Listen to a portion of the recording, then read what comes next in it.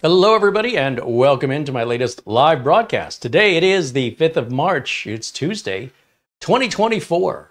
As a reminder, for many of you, you'll be moving your clocks up an hour this weekend. As a result, the show will be starting an hour later for you, but the same time for me.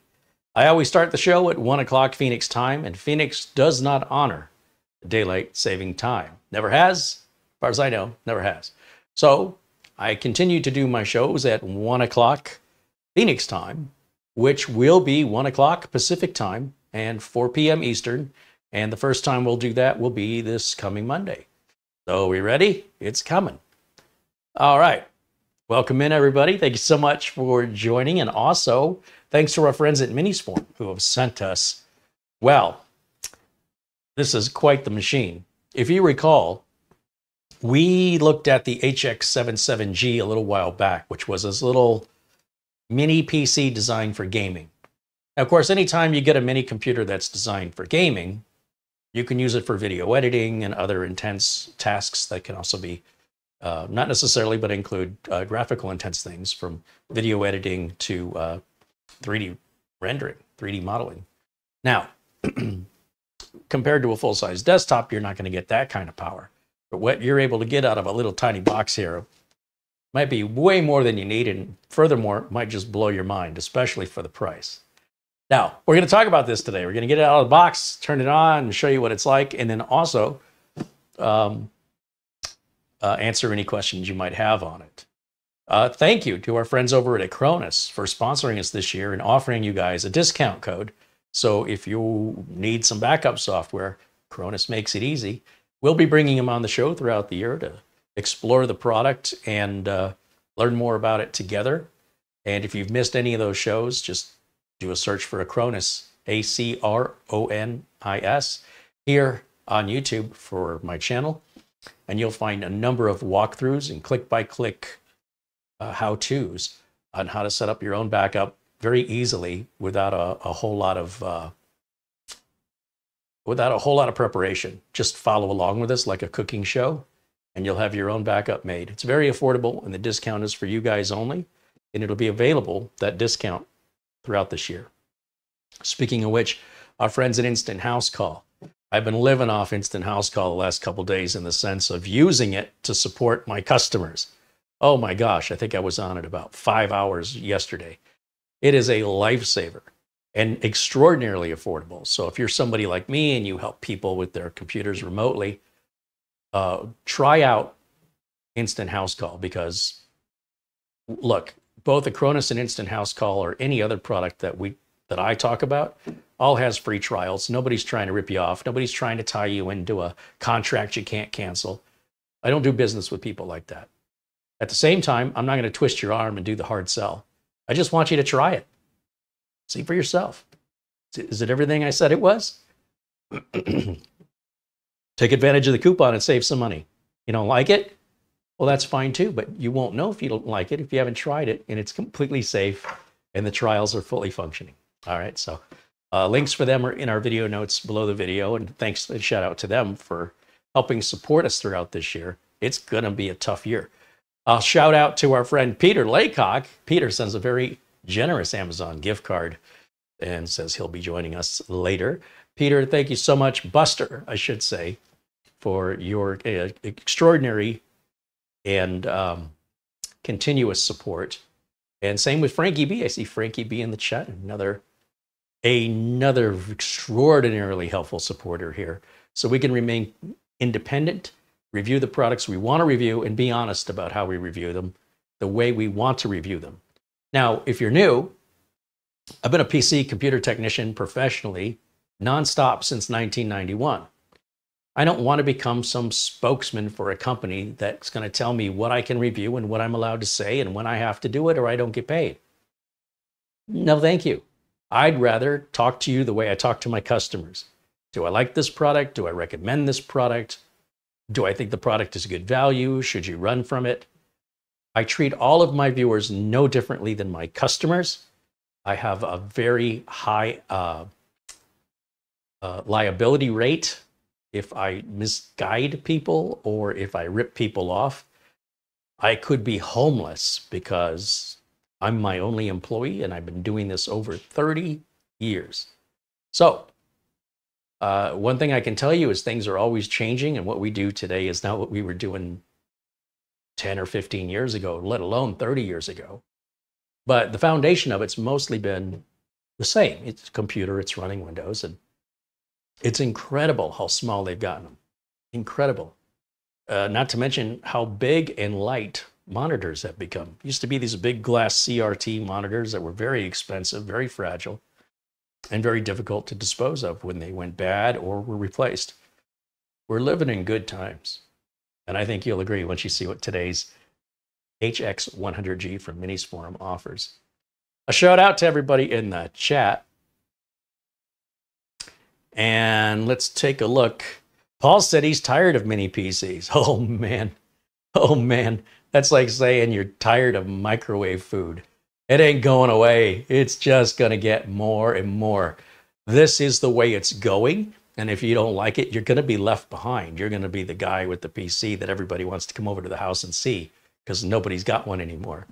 There's no reason for most people to have a full-size PC. However, in business, there still is. But for most home users, it's... But everybody's got their preferences. You're allowed to like what you like. But if you ignore the industry trends and you choose to walk away, you'll be left behind. And, you know, if you don't mind being left behind, that's fine. But we're only getting started with mini PCs. If you're tired of it now, just wait. The whole definition of PC is changing. As we live and evolve, would you want anything less? I mean, come on. Evolution, I think, is always good. And of course, as they continue to develop them, they just get better, faster, cheaper, smaller, quieter. They run cooler. I don't know how you could not like them. I really don't get it. But to each their own. And, you know, I get it. I don't do mini PC reviews every day on this channel.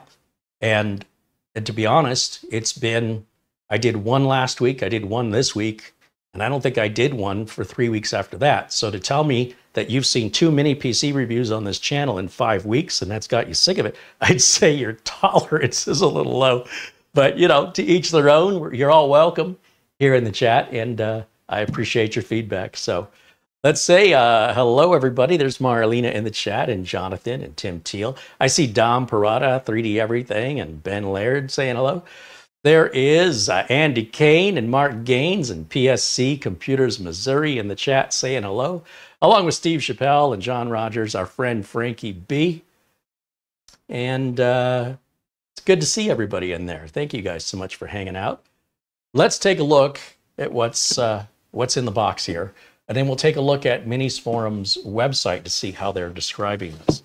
So first of all, it's a little bit bigger than, you know, some of the tiny little PCs like the EM790 or 780. That thing is like a quarter the size of this, maybe smaller. But the bigger you can get them, the more more features you can add. So such as a discrete graphics card. This has a discrete graphics card in it. We open it up, we've got the notification, we've got the instructions, and then right in here, if I lift this out, you're going to see a very familiar carbon fiber-esque case, because it's pretty much the same case Minisforum has used on the HX77G, but the guts have been upgraded significantly. What are you going to do? Right? I mean, it's the same if you bought if I showed you a computer that I built last year and a computer that I showed this year, how many times have I reused a Corsair 200R case and went from a 5th gen to a 13th gen, quite frankly, all in the same case. So that's effectively the same thing.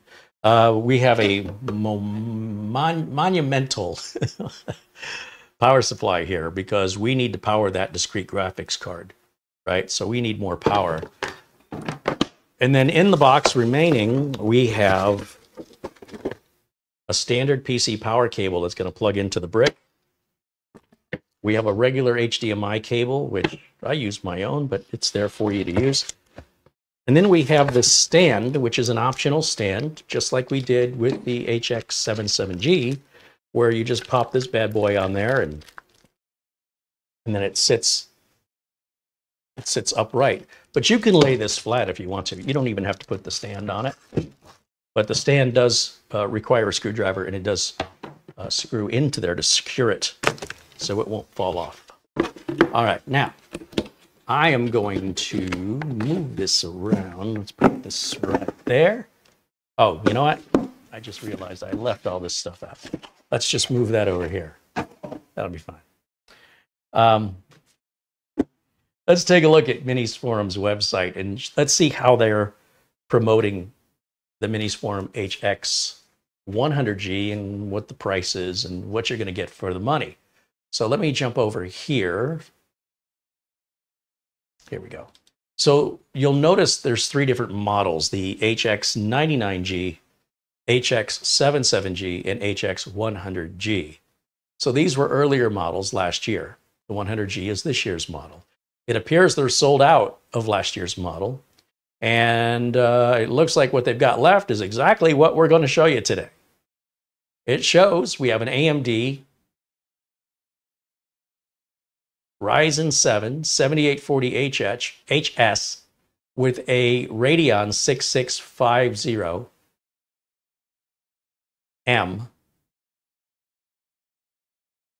That's the 100G, okay? Now the 99G is this one here. So it looks like they have two of them. That's the 99. Oh, that's not letting me click on it. They might be... Okay, it's a brand new product, and it's quite possible it's sold out. However, we can always fall back to Amazon, and it shows $220 off of this price.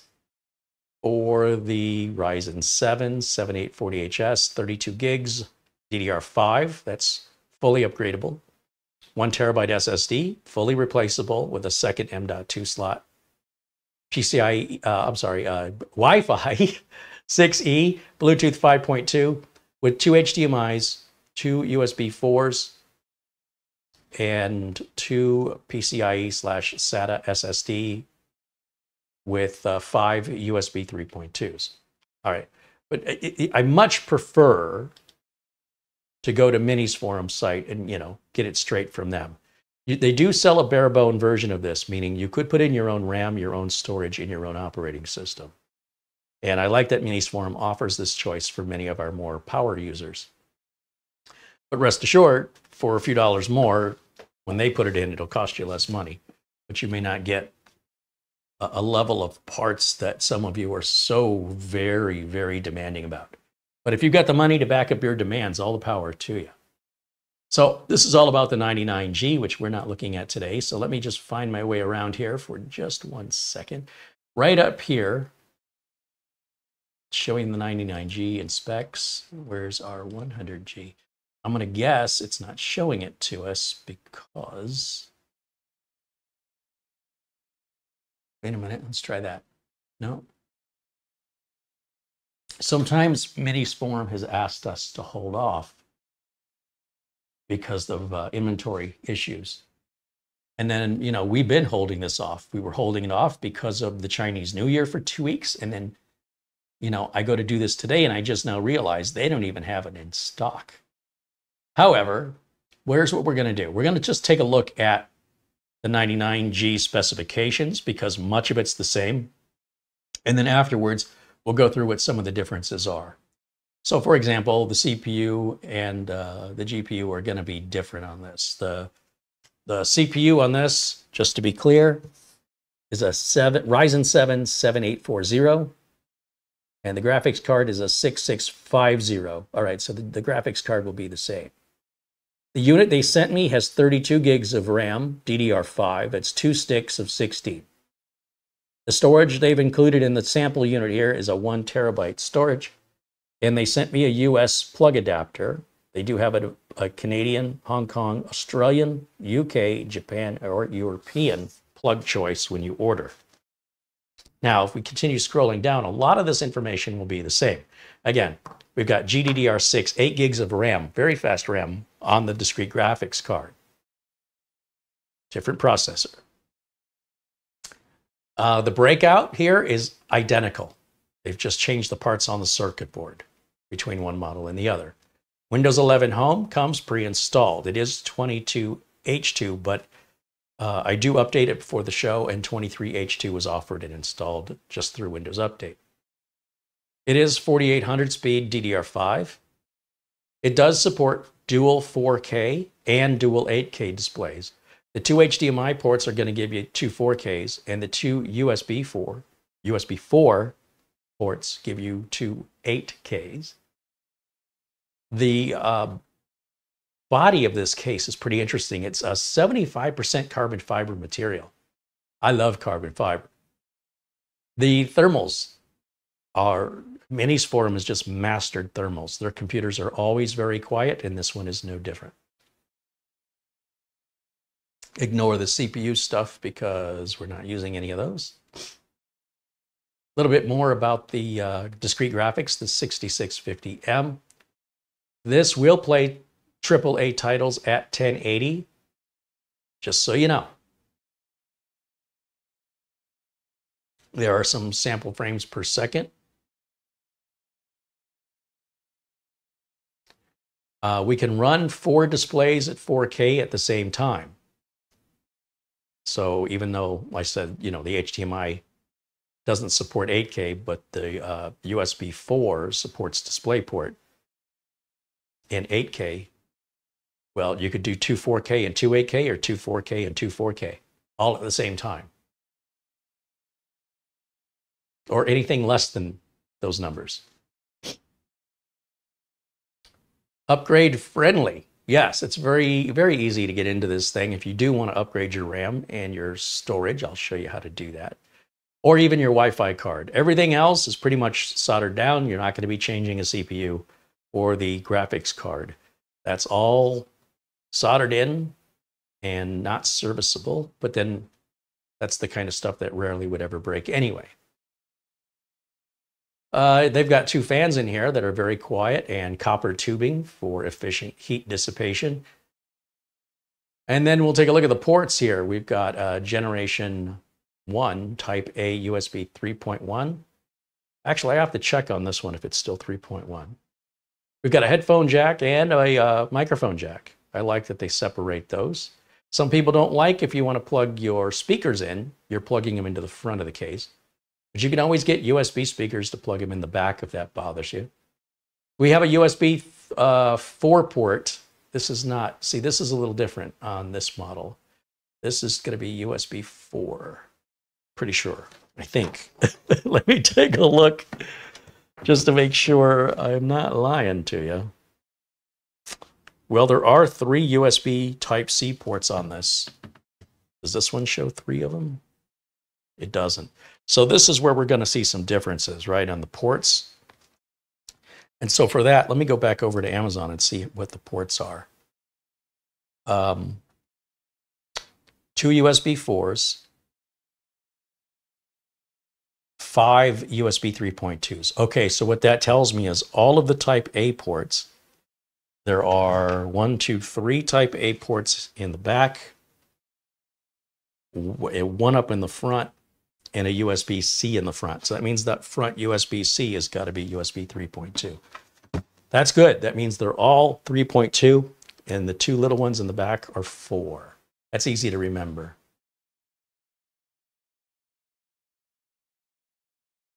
Just want to look through these specs.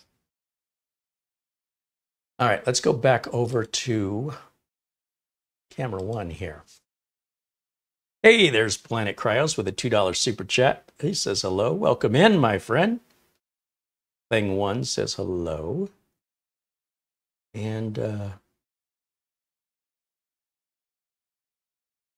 just looking to see if I missed anything while I've been reading the screen out loud. Okay, so let's power it up. Enough talk. We've got a round 4-pin power cable. Now, once again, I'm not a fan of not having the name of the manufacturer on the power supply. The power supply is made by an entirely different company. This is pretty common standard practice, and it's very easy to get these things mixed up. Now, because this one's a 4-pin, that seems unlikely. when they're the round barrel connectors, they can fit into, 100 different devices, and they'll blow up 99 of them. So it's important, I think, that you label them, whether you've got a label maker or a Sharpie marker.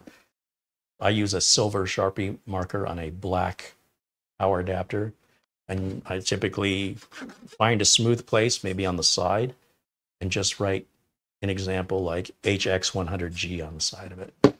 Doesn't have to look pretty. It's going to sit on the floor behind a desk.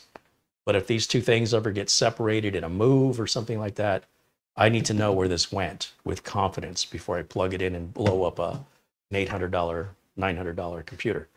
Now, let's go ahead and plug in the network. And let's plug in the video. And I need a keyboard and a mouse, which I have down here. And let's see what it's like. USB dongle. Let's plug that in right up here. We turn that on, and we'll go to my HDMI input right here. Oh, okay. Those of you paying close attention will say, Carey, you didn't give this any power. Well, to those of you, I say, you have a sharp eye. Well done, Padawan. It will need power. It doesn't run off my good feelings. Now, let's try it one more time. We're going to give that a... See, the blue light came on that time. That makes a difference, doesn't it?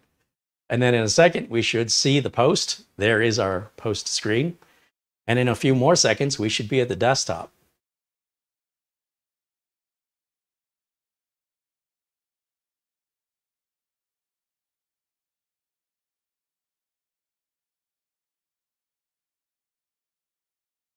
There it is. Now, just to take a look at the desktop, let's poke around here for a minute. The Crystal Disk Mark info on the 1 terabyte included drive is obviously Gen 4, not a high-end at Gen 4. But again, that's not typical for machines to be sold with high-end parts that are pre-built. Generally speaking, the people buying pre-builts are people that want something moderately priced, and the people that want extraordinary typically get computers custom made. Just saying, there's a price difference. Now, if we look under the system properties, I'll right-click on the Start menu and go to System. You'll see we've got the Ryzen 7 7840HS with Radeon 780M graphics. 32 gigs of DDR5 is installed in 2 sticks of 16. And it's Windows 11 Home. All Minisforum PCs ship with Windows 11 Home. They started that back around November. I'm not sure why, but they said universally across the board, no matter what, if you're going to get it with Windows, it's going to have Windows 11 Home. Personally, it makes total sense to me, unless you need to sign into a server or unless you're an unusual home user. There's no reason for your average ordinary consumer to need anything from Windows 11 Pro or Windows 10 Pro. They are enthusiast or business class uses only, and they do not make your computer run any better. So it's not like the old days of Windows 7 where certain limitations were lifted. There are no limitations lifted. Windows 11 Home is exactly the same as Windows 11 Pro, except for like BitLocker and the ability to log into a server or run virtual machines and all the enthusiast home lab stuff or business stuff you might need to log into a server at work. I'm sure that's not most of you, but I do know a lot of enthusiasts watch YouTube videos. But if you're not considered an enthusiast, please don't allow yourself to be misled and misinformed by information that is way overrated, in my opinion. Now, if we take a look at the device manager, just out of curiosity, I'm wondering what kind of networking we've got in this bad boy. And we'll go over here to network adapters. I can't see it that far away, so excuse me a minute when I walk up to the screen. We have an Intel i226.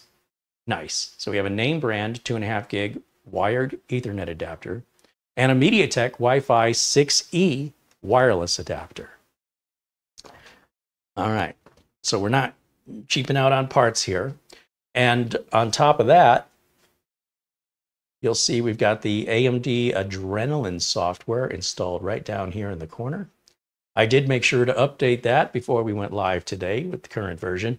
And if you have an AMD graphics card, you definitely want the AMD Adrenalin software to get the best performance, stability, and security and features, performance out of the graphics card. Now, this machine is fast, and I mean fast. We can open up web pages and, you know, again, my internet here is slow, so it's not exactly the best example to give you. And it's quiet. I don't even hear this machine at all. Now, I'm sure if I were to push it hard and maybe run some games on it, I might see, or rather hear a little bit, but it's really, really quiet. So it's also a little bit larger than most mini PCs. And let me go back over to camera 1. And let me see, before I shut it down and open it up, you guys have any questions for me while I have it on? You want me to check anything? Nick Poverman mentions you can buy a USB to audio adapter. He's got several of them, he says. Yeah, so it's not like you're forced to have to plug the speakers in the front. Andy wants to know if the USB 4 are color-coded. The USB 4 are in the back. They are not color-coded. They are just USB Type-C ports. But the two in the back, both are USB 4 equally. And the one up front is USB 3.2, just like the color-coded USB-A ports are all blue, meaning they're USB 3. In this case, 3.2, same thing, as far as the color blue goes.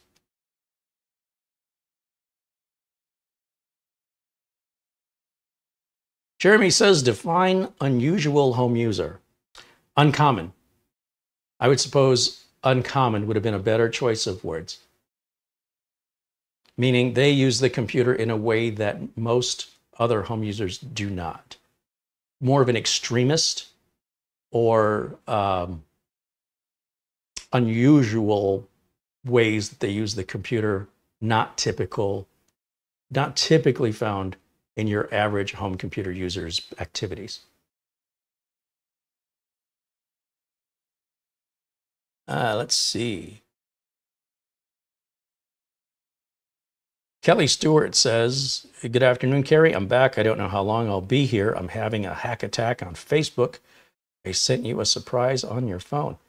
Hey, Kelly, I hope you're going to start feeling better soon. You had a slip and fall there in the ice. Yeah, Facebook was down earlier today. Facebook, I think Instagram, Twitter. It was down for tens of thousands of people this morning. You can Google that if you want to read the story. It's across all the major news networks. I've had a couple customers reach out to me and ask me why they can't sign into their Facebook. And it was in the morning and I hadn't gotten to my email yet. And then when I did finally respond to them, they said, it's working now, never mind. So, you know, there's nothing I could have done other than tell them, read the news. So if you're experiencing that, or you haven't, but you're curious what happened, it's all in the news today. Let's see. Frankie B says, that looks like a small form factor. Maybe. To me, small form factor is like mini ITX. And this wouldn't even fit a mini ITX power supply. It's not wide enough. I don't know. There are a number of smaller case designs that have some really obscure naming conventions, but I wouldn't call this small form factor. Extra small form factor? I don't know. It's a little bigger than a typical mini PC for sure, but not as big as the Nooks that will take a video card in them that they still consider to be mini PCs, or those actually are considered small form factor now that I think about it, if you can put a graphic card in it. Oh, the phone. Kelly wants me to check the phone. Oh, right on. Kelly sends an Amazon gift card for 50 bucks. He says, I hope you get this. I had to stop a Facebook hacker, but I'm back. If you turn on two-factor authentication on anything you sign into on the web, so if you're signing into Facebook, your Gmail account, your YouTube account, your Facebook account, your Twitter account, Instagram, anything that you have a login offers you two-factor. So what's two-factor?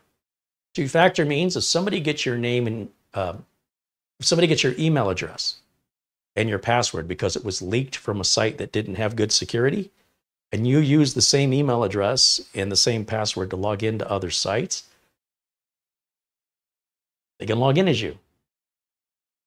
The second factor outside of name and password is to send a message either to your email or to your phone with a code.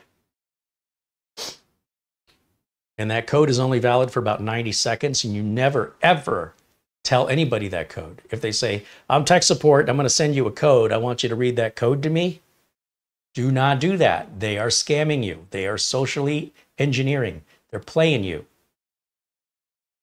It even says, do not give this code to anybody, and people still give it to the person on the phone because they think the person on the phone is legit. No one legit will ever ask you for that code, ever. That's how serious that code is. So here's what happens. Someone's trying to log in as me, right? And I intentionally left I know that the password I was using was leaked, but I kept using it because I wanted to see, am I popular enough to be hacked? Yes, I am. But here's the thing. As soon as they did it, my phone beeped and said, are you trying to log in from China? And I said, no. And they said, okay, we'll take care of it. I love two-factor. And then I decided that was a little scary and I'll go ahead and change my password now. But I was just curious, and so I left it. And the great thing about two-factor is you may get notifications on your phone that you didn't ask for. You'll get notifications that say, here's the 6-digit password for you that you requested. I didn't request a 6-digit password. And it'll often say, if this wasn't you, just ignore this. But at that point, you know someone's trying to hack you. And as long as you ignore it, they will not ever be successful. But it's nice to know when it's going down. And it's nice to know that they're being blocked. Every time you get that code and you don't do anything with it, you are stopping them dead in their tracks. So now if you go to Facebook or whatever the site is that's sending you the code and you enter the code, you might be inadvertently letting them in. So don't act on it. If you aren't trying to sign in somewhere and it says, I'm going to send you a code, then you're not expecting to get a code. So if you get a code from anywhere that you didn't ask for, ignore it. You might want to store it aside just in case there's any legal ramifications down the road. I mean, Samsung phones now have the option to auto-delete the passcodes so that you don't have to manually delete them. So if I want to log into one of my accounts, credit card company, bank, etc., they always send me the code. I got to have my name, I got to have my password, and I got to have my code. And then I'm in a habit of deleting the codes, but now the Samsung phone is intelligent enough to know that's a temporary 6-digit code message, and I will delete it automatically in 24 hours if you would like. And while you're setting up the phone, you can say, yes, please do this, or no, please don't. But the codes are invalid after about 90 seconds.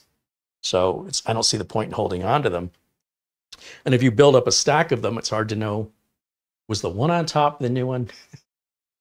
Or the one on the bottom the new one? Which is the one I can't remember which one's the old one.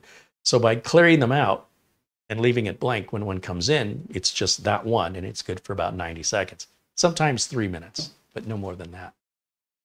And you'll never, ever be hacked again. It'll just put an end to it. Unless you give that code out to somebody. All right. Nick Boverman says he's got two-factor on everything. Kelly says he had two-factor on. I don't think they can get in if you have two-factor on. But with Facebook being down earlier, maybe while Facebook was down, something was vulnerable, which might not have been on you.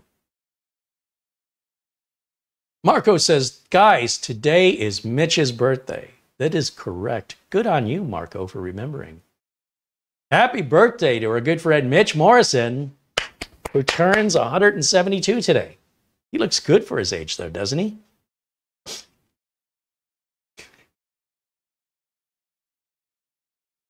Matt Zoloff said it. It's nice to end the day with a live broadcast from you. Today, I celebrated my 70th birthday. Wow, so Matt Zoloff and Mitch Morrison share the same birthday. How cool is that? How cool is that?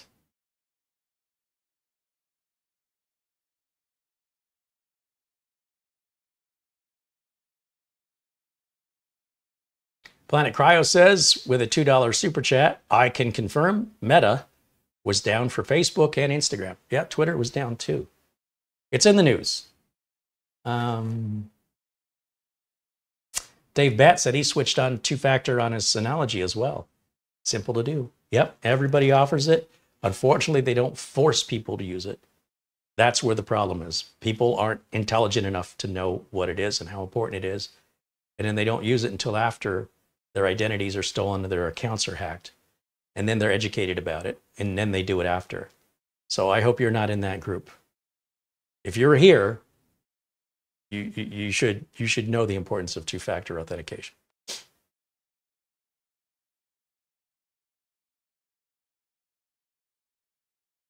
Marlena says, happy birthday, Mitch and Matt Zolov. A lot of us Pisces, and Mars is in 2 more days. So there you go. A lot of births in the first week of March. Look, I've been here the whole time, I swear. It wasn't me.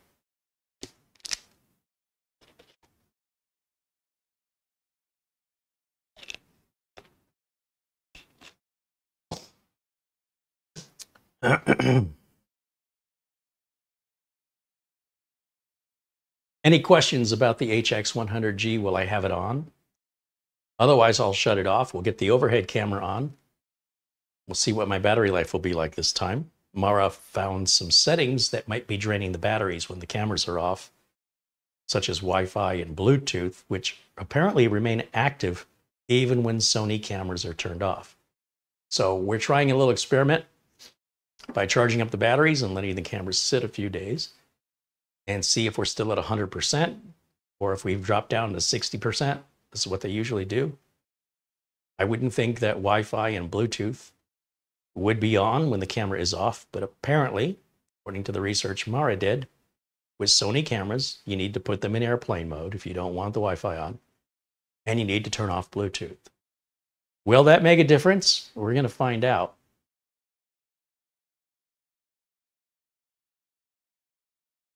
Mitch Morrison says, I'm going to see Toto twice this month. Right on. You know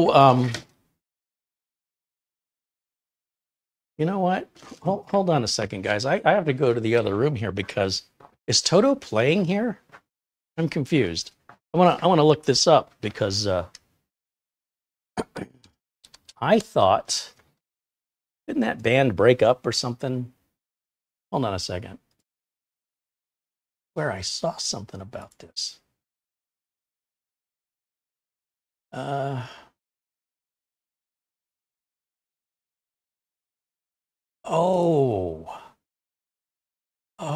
okay. So let's do this. Don't mind me. Don't mind me. I have to step over here for a second. Let's plug this bad boy in. And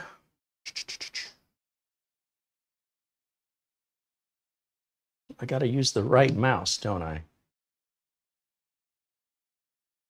Let's see.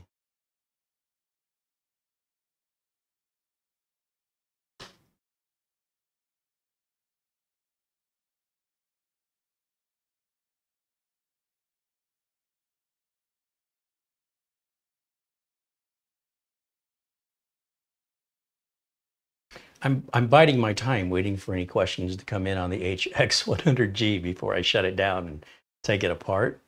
But also at the same time, I wanted to try this and see if this works. So bear with me. I'm going to turn off camera 1 for a second.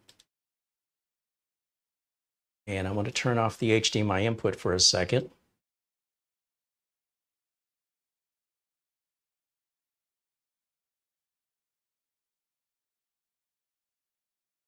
And I don't...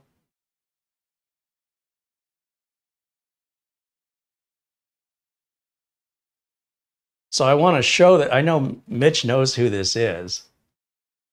And what I want to do is, because we're live here, right? I wasn't actually planning on doing this. But what I want to do, if this will work, okay, and I can get audio on it. That's my second challenge. Where is my audio? I'm going to try one more time and see if I can get audio on this thing.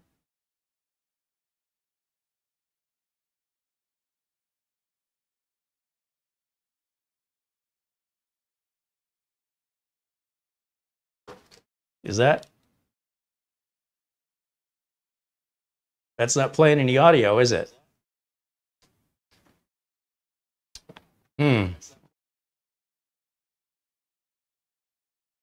done something wrong.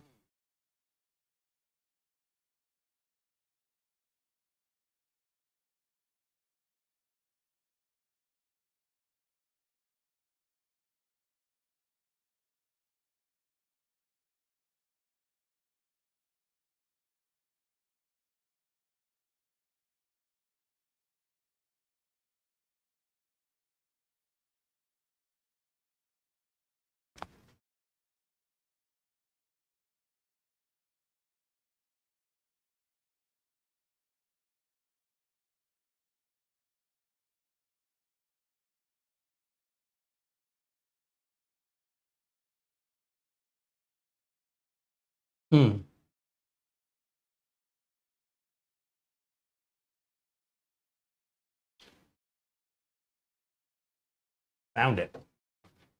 Okay, guys.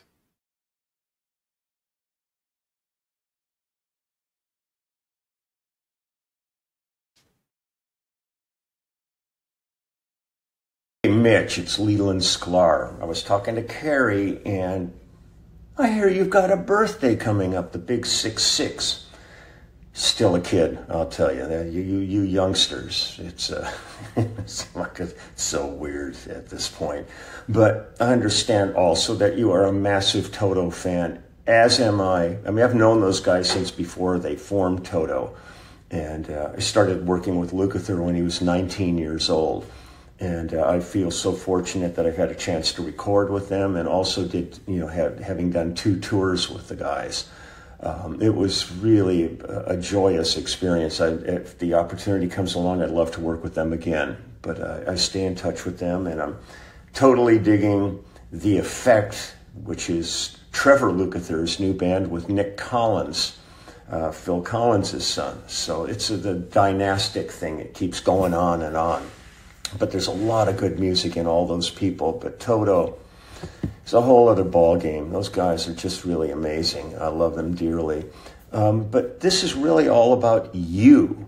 So what do you do for somebody's birthday other than happy birthday to you, happy birthday to you, happy birthday, dear Mitch, happy birthday to you, my dear friend. I wish you all the very best. Have a fantastic birthday.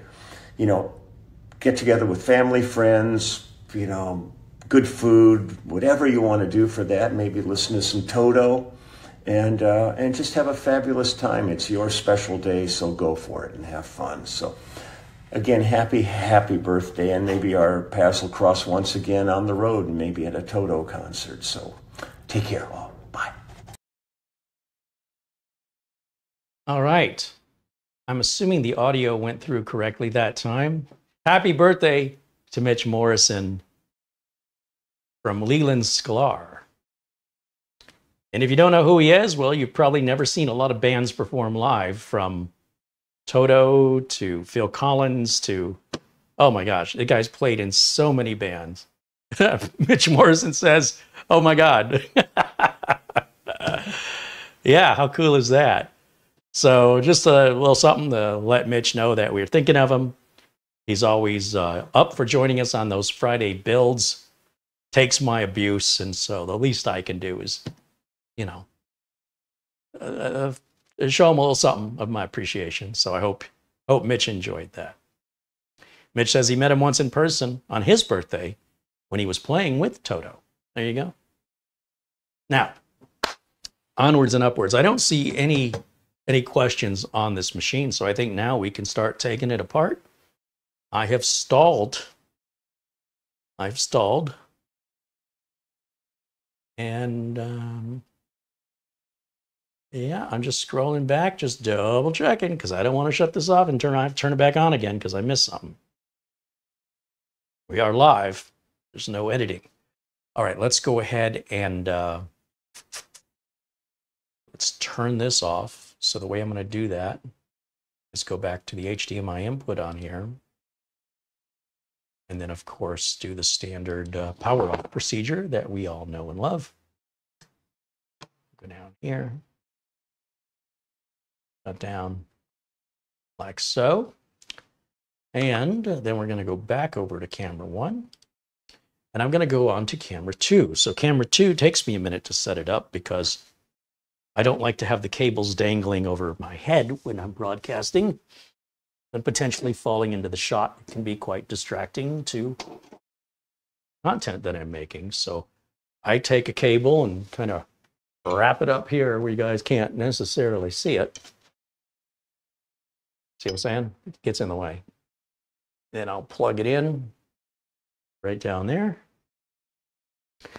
And then as far as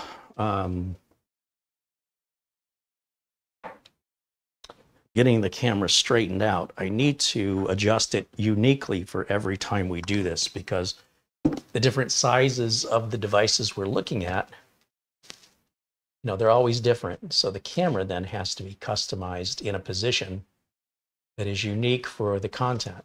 So it's not like I can lock it in one place and say, you know, it's good forever. Now, in theory, if I did everything right, didn't quite hide that cable, but if I did everything right, we should be now on the, what do we call this? The close-up camera? Well, we got a nice picture of the floor. I got to bring it way back. I underestimated that a lot. So bear with me for a second. We'll make these adjustments live. I'll move my keyboard out of the way. And we're going to unplug all of our cables from the back, including the front port USB cable dongle I use for the keyboard and mouse. And the mouse has a neat little holder for that, magnetic holder right there, so don't misplace it. Now to open this, you'll see this side. In fact, we could probably zoom in just a little bit here. This should be on autofocus. So I'm on to autofocus. There it goes. Side that says Minisforum, I don't think this is the side we get into. I've never done this before. I mean, I think I did it on the 77G, but that was a while ago. This side has rubber feet. Now, you know, Minisforum likes to put the screws under the rubber feet, so how much you want to bet? Now, see, this is what I don't like. The tape is, half of the tape is still on the case itself. So I'm going to take it off from this side instead. In fact, I think there's only 2 screws. So let me go this way. Now I got the tape stuck to the rubber foot.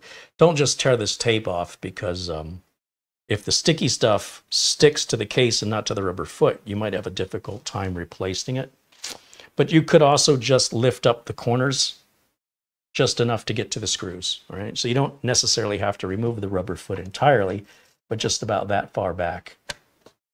And then we're going to use a regular old Phillips number 1 here. There's one screw.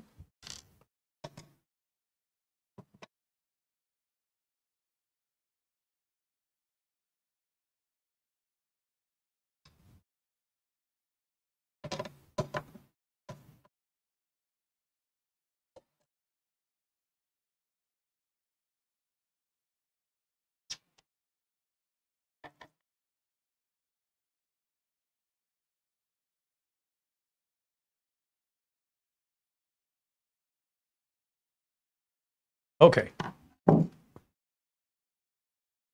Now there's no pull handle on this. There's no real clear way to separate this, but I guess if you leave the rubber foot on it, maybe that will. Nope, that's not going to do it. So probably need, I would guess, some kind of a spudger, a guitar pick, a credit card, something that you could use.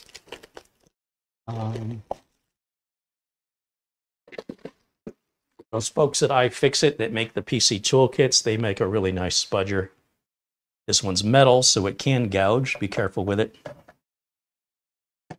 I'm trying to figure out where this comes up at, if it's on the edge. Or is it the whole lid? I'm not sure. Bear with me for 1 second as I try and figure out how this opens. Doesn't feel like it wants to open that way. It really looks like the center comes out of here.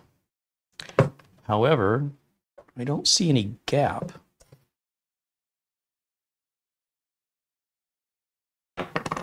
I'm not a fan of reading the directions. I can see a gap right here. Is that it? Is this all one big piece? I wouldn't think so. Maybe it is.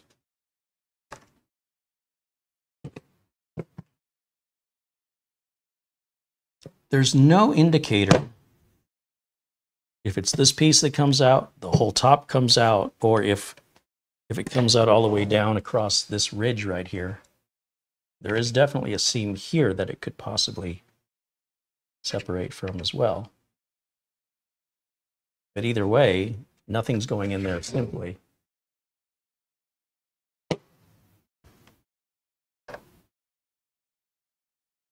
I got a feeling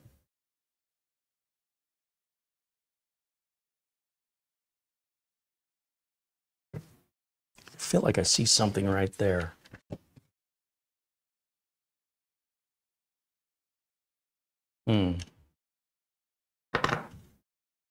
I don't want to gouge anything. It is not budging.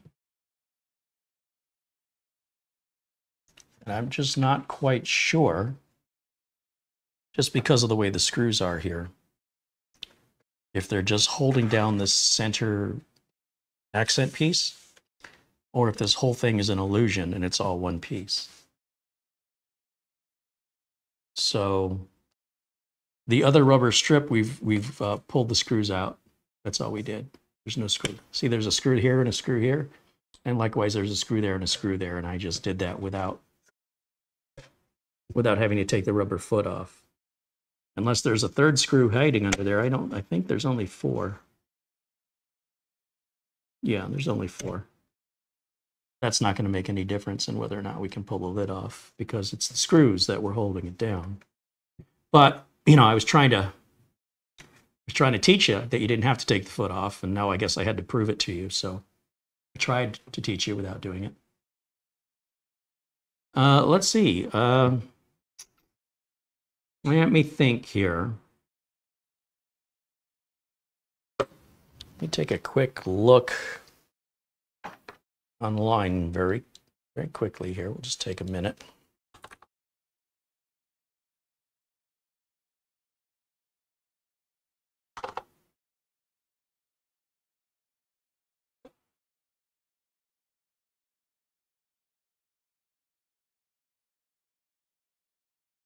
only because we're live and I want to move it along.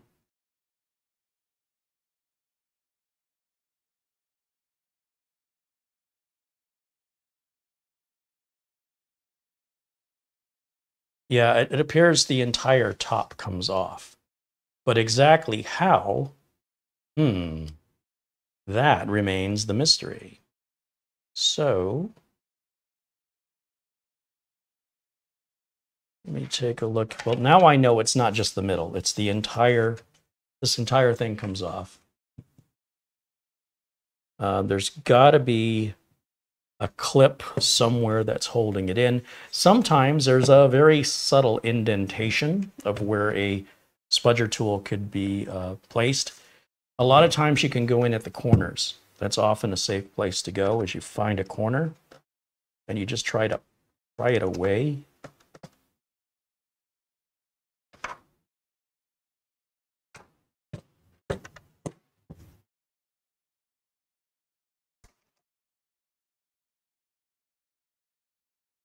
There's definitely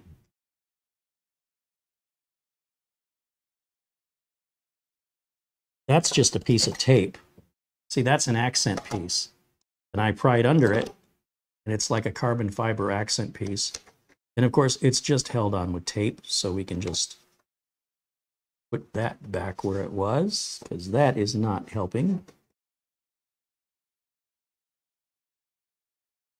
Let's see. It's got to be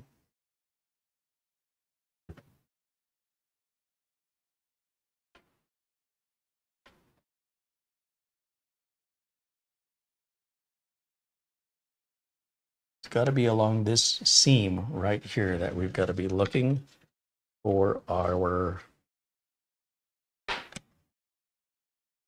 entry point or something to separate. And again, I would focus on the corners. In my experience, that's usually what's the clips are often located in corners. But what a shame that they did not give us a clear and obvious method to get in here. This is a little bit of an unexpected challenge, because it seems like you wouldn't even need those screws based on how tight this is. And I got a feeling this spudger is just too thin. It's too weak. I think I'm going to need something much more sturdy, maybe more of a, let's see what I have in here. So my concern about using a tool like this is marring it, but I guess we could go maybe towards the back. Maybe a combination of them both, so I don't mar it too much. Get something started with the thinner, more flexible tool. And I can see it starting to separate. Now get the little screwdriver and twist it. There it is. There it is. And we've got clips all along here, so maybe pushing in on this would help.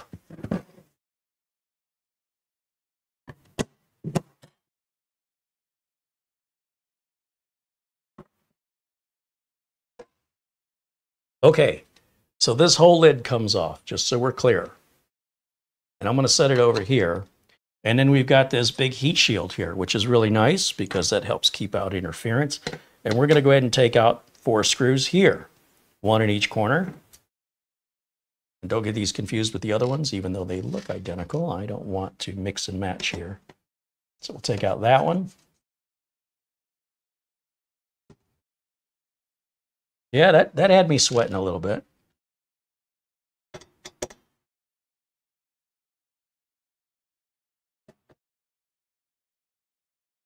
Now, once we take this piece off, we'll have full access to everything user serviceable.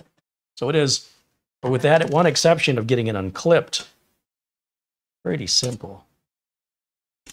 Now, here's our M.2 right here.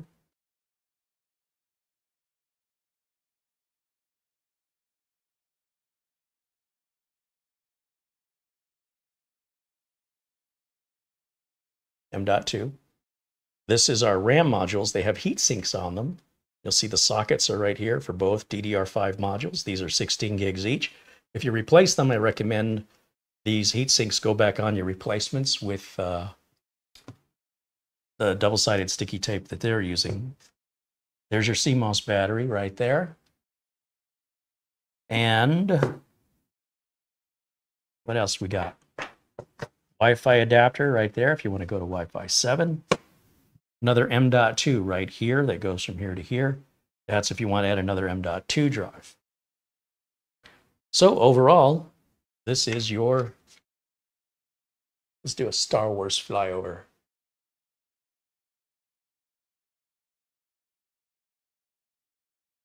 It'll focus.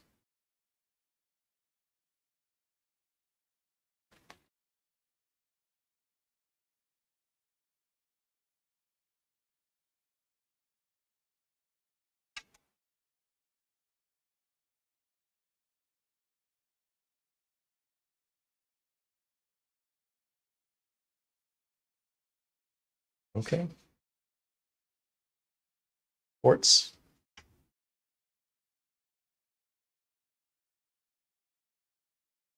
That's for the stand, if you want to put the stand on it. And your front ports. Right there. Phew. Okay. All right.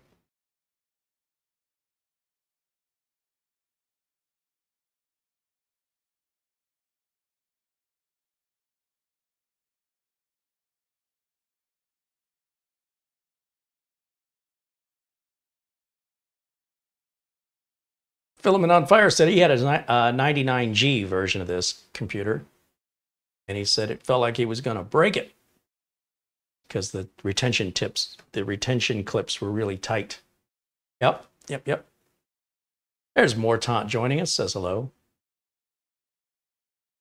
John Clausen says, greetings, Carey. Do you know if you would do a high-end gaming PC build with an eATX case and dual NVIDIA RTX 3090s and SLI?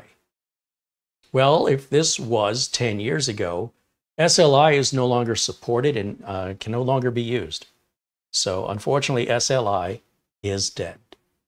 Sorry, guys. The NVIDIA cards no longer support it. The motherboards no longer include the bridge, and the bridges are no longer being sold unless they're older for older graphics cards. I'm not sure what that has to do with the Minisforum HX100G that we're reviewing, and I would appreciate it if we could stay on topic and try and get through a review. But however, I will do my best to answer all legit questions.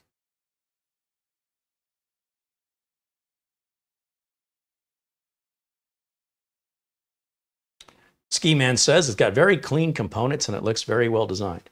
Agreed. Absolutely agreed. And on top of that, nothing on the other side is user serviceable. So you'd have no reason to take this out any further. With your CMOS battery right there, you know, sometimes they flip the CMOS batteries onto the other side.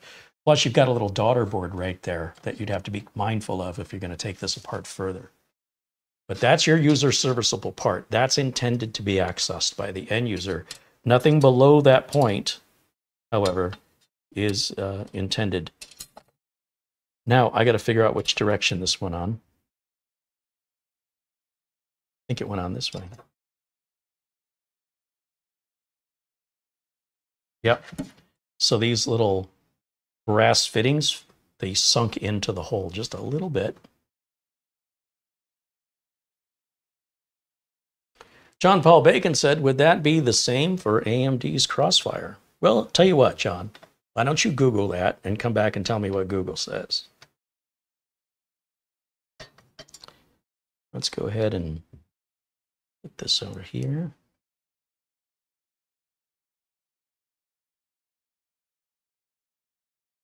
There's another one.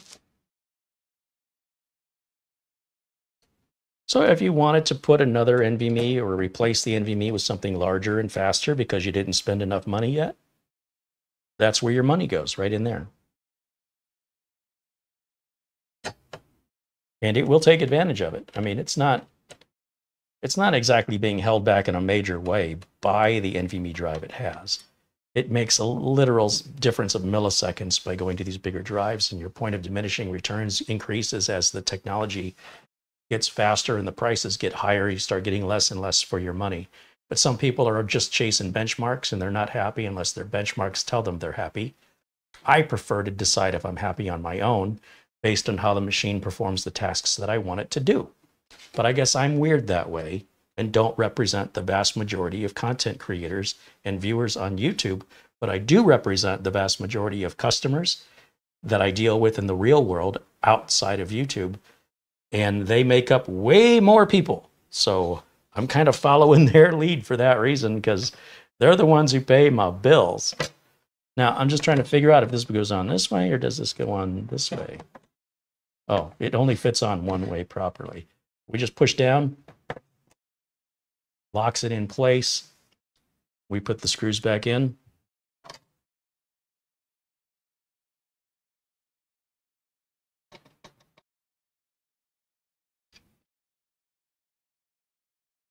Let's go back over to just camera one, because I feel like sometimes the close-up camera is a bit much.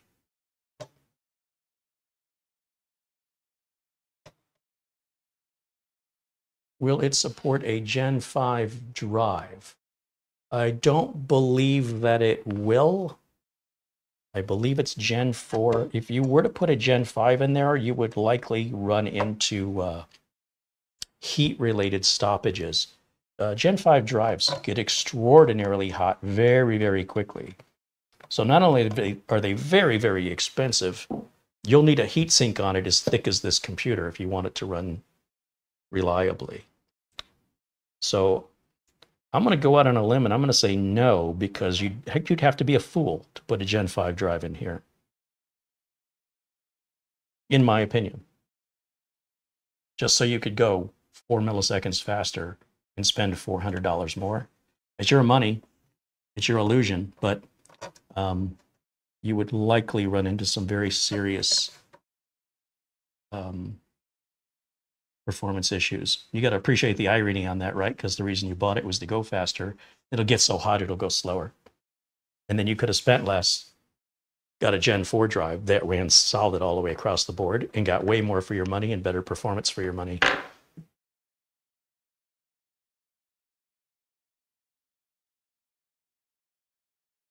And there we go. It's all put back together, right? And we can plug it back in like this. Yeah, don't underestimate the cooling requirements of a Gen 5 drive. When you're ready to drop that kind of cash on a drive, I hope you're ready to drop a lot more cash on the cooling, and maybe even drop some cash on somebody to take care of it for you, because if you don't put it in precisely in the right if you don't put an effective cooling solution on it and you don't know what you're doing, well, you're going to spend some money, maybe spend 3 times the time and 3 times the money than you would have if you just paid somebody to do it for you. So, and in return, you're going to see minuscule differences in actual performance as a result. Once you've accomplished all that, all those obstacles, once you overcome them, the reality of having a Gen 5 drive is very rarely ever a sound investment for anybody, unless you're doing an extraordinarily large amount of file transfers over a 10 gig network and you need that kind of performance number. Actually, you probably need a 25 gig network to fully appreciate it. So I don't understand what the heck you'd be doing with it that would be worth your time and money. And that's my opinion. You know, I try to keep things practical, but to each their own. And if you put a Gen 5 drive in here, I'm sure it'll run at Gen 4. But then why not just buy a Gen 4 for half the price and the same capacity, since you're going to get the same speed out of it? Let me turn it back on, make sure I didn't break anything. Let's turn this on. And let's go back over to our HDMI input and make sure that, hey, we got a post screen. Yeah, I didn't break it. Yay for me.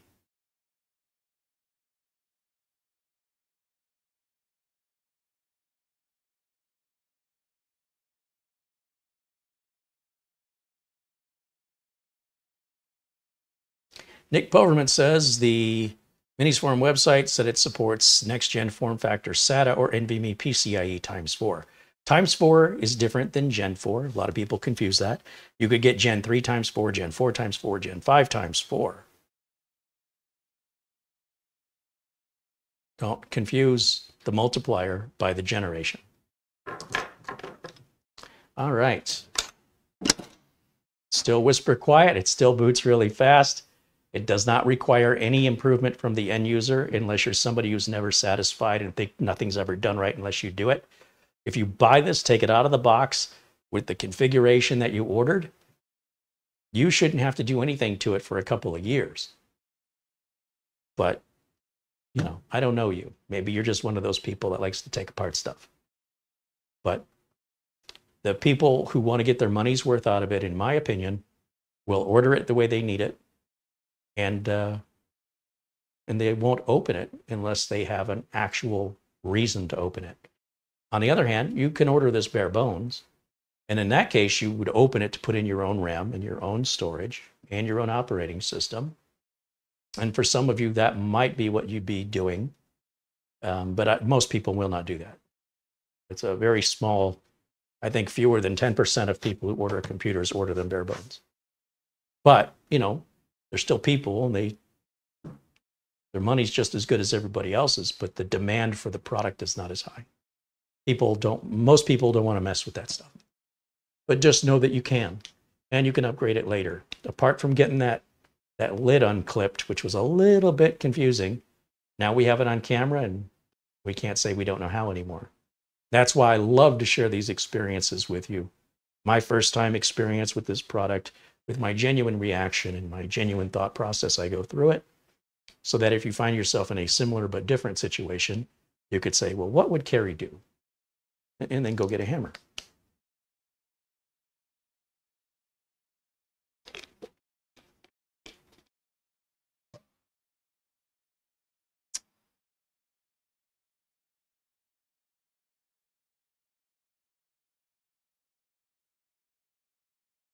David Collins says, you've done a few of these mini PC reviews. You should show the quality of packaging information.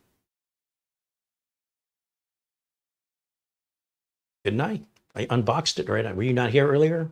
You just made an assumption I didn't do that? Or did you mean, am I misunderstanding what you're saying? DVR mode is on. You can rewind this video like any video and see what you've missed before accusing me of not doing something. Just saying you could do that if you wanted to. John Paul Bacon said AMD's webpage says it's PCIe 4. There you go. Again, Gen 5 really would not benefit you in a case this small. You would have some serious heat concerns. And the performance difference would be minuscule. It would be measurable in milliseconds only. So you'd have a hard time justifying that for any practical purposes other than just an emotional need to have a bigger number, which is very childish in my opinion. It's very immature. But you know, you're allowed to think that way. I don't have customers that pay me who think that way. My customers want to know what they're getting for the money. And my focus has always been on value. I don't want to put hubcaps on lawnmowers. I won't do it. I won't sell them. I won't talk about them. If people want to do that, knock yourself out. If someone's in a pretty unique situation where they require that sort of setup, they don't need to be looking at stuff like this. They need much more expensive equipment. And I'm more than happy to help them. And there's a lot more profit in it for me, and it's a lot more satisfying because I can make 3 times the amount of money selling somebody a system like that than I can selling somebody a system like this. And for the same amount of my time, right? It's sort of like if a waiter is serving you at Wendy's, they bring the food out to your table, there's no tip. But if that same waiter is bringing you the food out to your table at Ruth's Chris Steakhouse, they might be going home with a couple grand that night. I'm just saying, the more you're spending, the more service you can experience, a better service, and the more you're going to pay for it. And then whether or not you think it's worth it, well, I mean, more people eat at Wendy's every day than Ruth's Chris Steakhouse. So you sort of have the majority, and then you have a minority, and to each their own.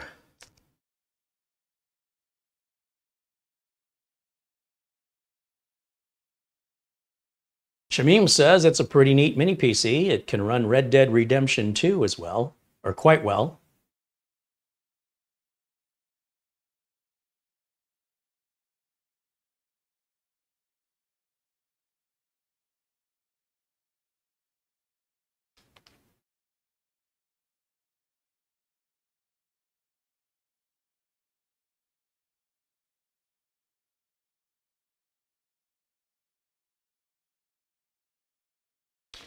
Any other questions for me? We still have some time left in today's show. I've gone through this. My caffeine is kicked in today, so I'm moving pretty quick. There are some reviews that were done by other content creators that will show actual gameplay. The odds that it's one of the games you're playing is pretty slim, but if you want to see it, I'm not going to repeat what these guys have done. There's no point. They've already done it.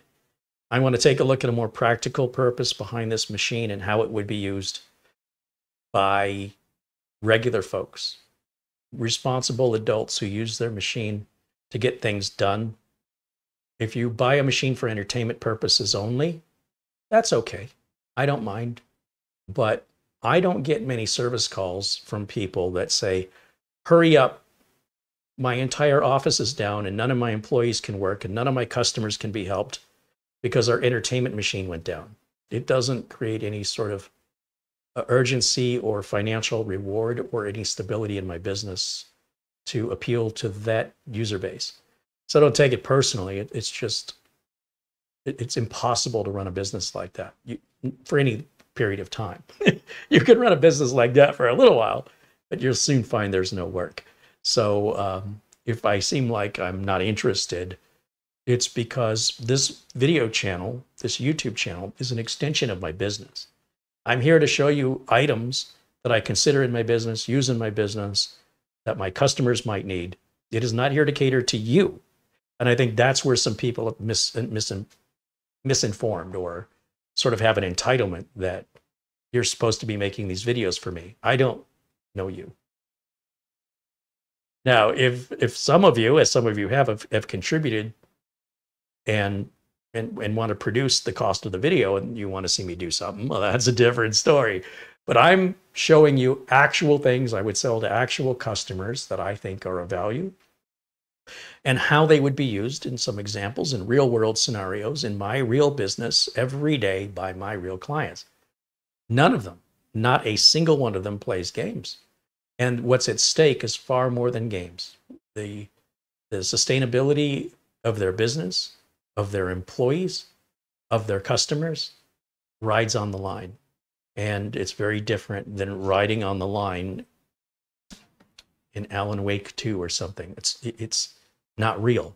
So I deal in reality. And for the people who wish to avoid it, there are plenty of other YouTube channels, way more that do that than do what I do. So I hope you understand what my motive is in making the videos, because I feel like you just don't see that here on YouTube very often. And so when people request it, I think it's weird that they want me to be just like everybody else when you could literally go to almost any other YouTube channel and watch them play games. Wouldn't this be a nice breath of fresh air to get away from that? It is for me. And you know, play your games. It's great. I don't have any problem with it. I don't have any problem with what car you drive. I don't have any problem with what clothes you wear. I don't have any problem on how much you spend at the grocery store or what your diet is. I don't care. It has nothing to do with me or what my YouTube channel is about. So there's no reason you should feel offended by it. And, you know, this is sort of my lane. I'm just trying to stay in my lane. So I hope you're getting that.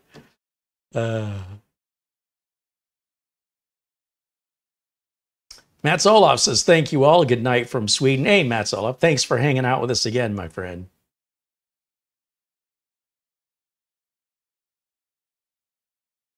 Netfreak says, Carey, I sent a gift card. Oh, hey, let me check the phone. It's been a couple minutes. Thank you for reminding me.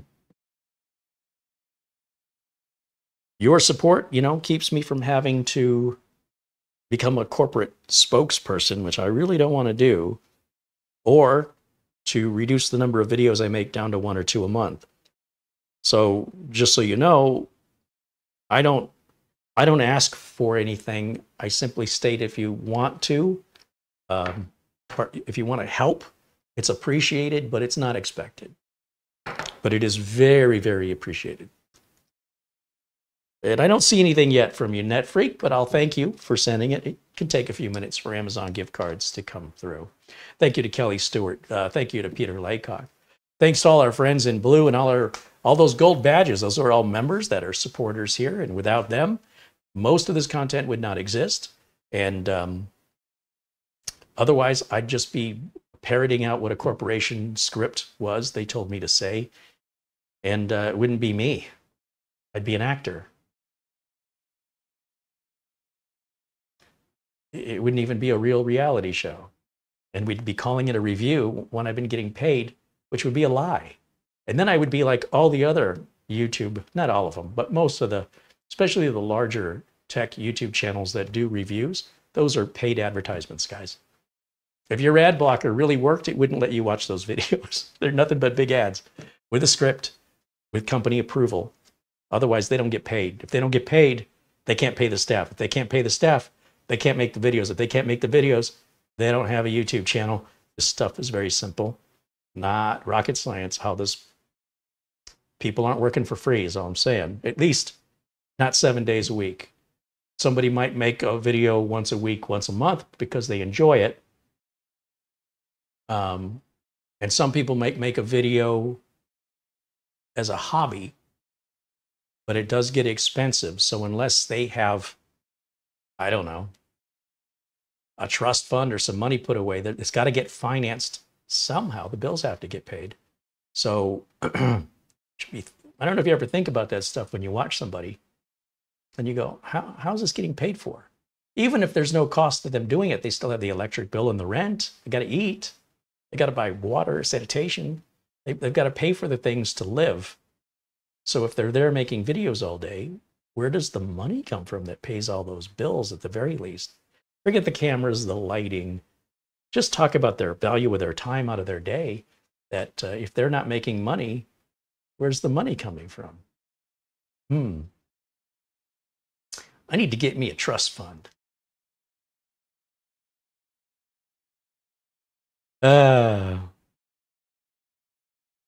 Thomas says, Mitch is the actor, and you're not a talking head.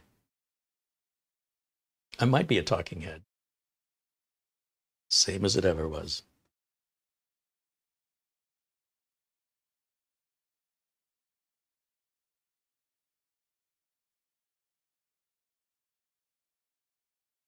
Edward says, my problem is, every time I log into Chrome, I have to enter a user email and password. I've tried everything, clearing the cache, reinstalling Chrome, looking in the settings. Ideas. Do you have multiple profiles? And when you're talking about entering a user email and password, enter it for what?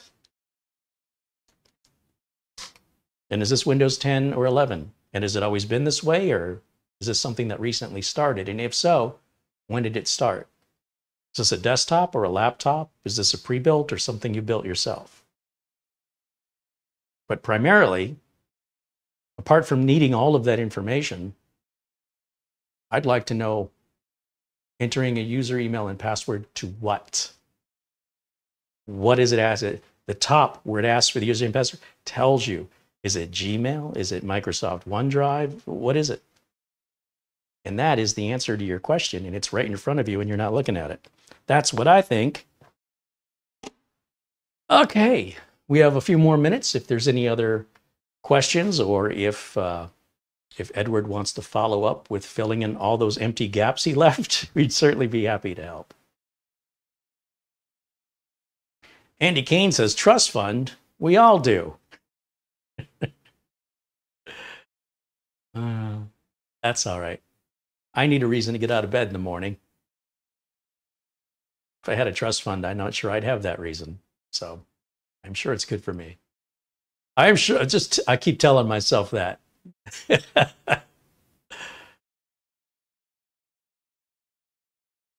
I can't emphasize just how powerful this little box is. I was impressed. If you go back and you watch the Minisforum HX100G review I did last year, it was crazy how good the graphics were on it for a mini PC, right? You've always got to put that little caveat. And now, by having discrete graphics on it,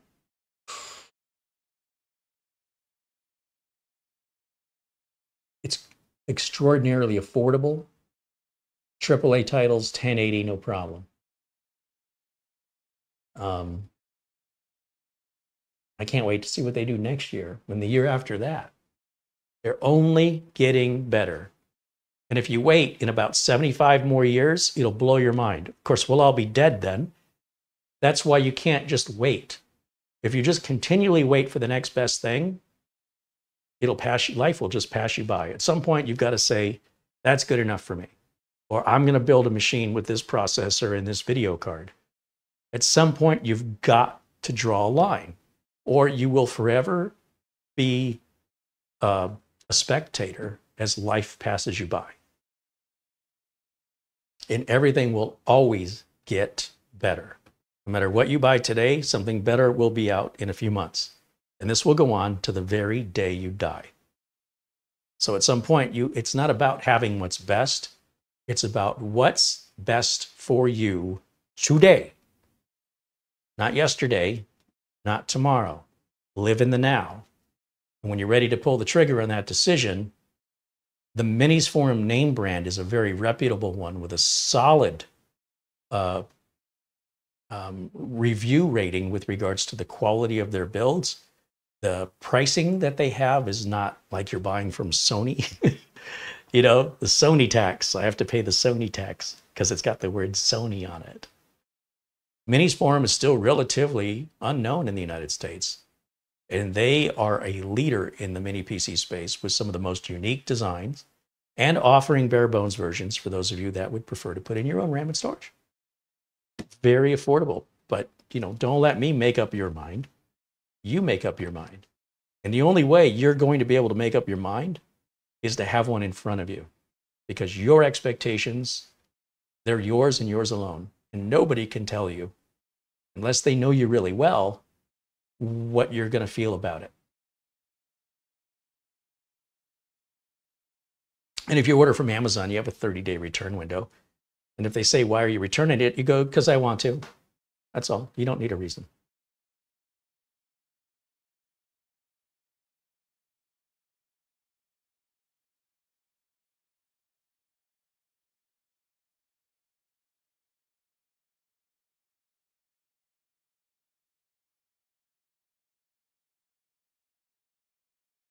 Shamim wants to know if this mini PC would be good enough for video editing.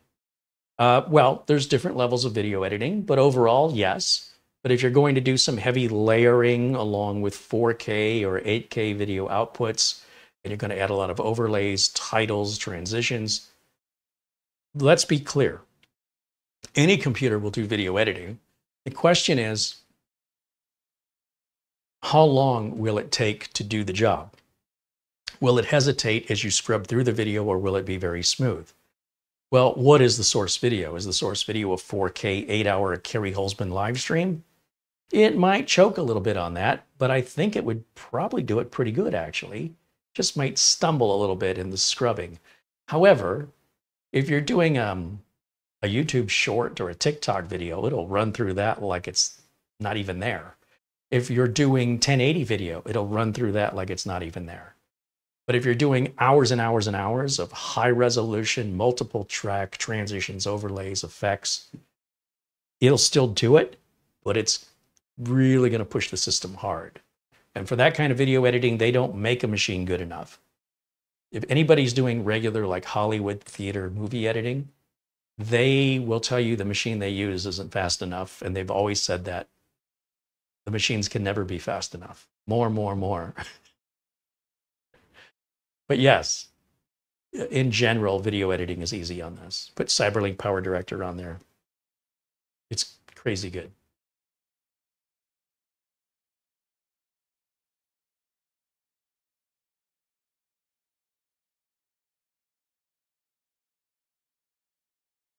Claudia wants to know what's the most powerful mini PC I've reviewed.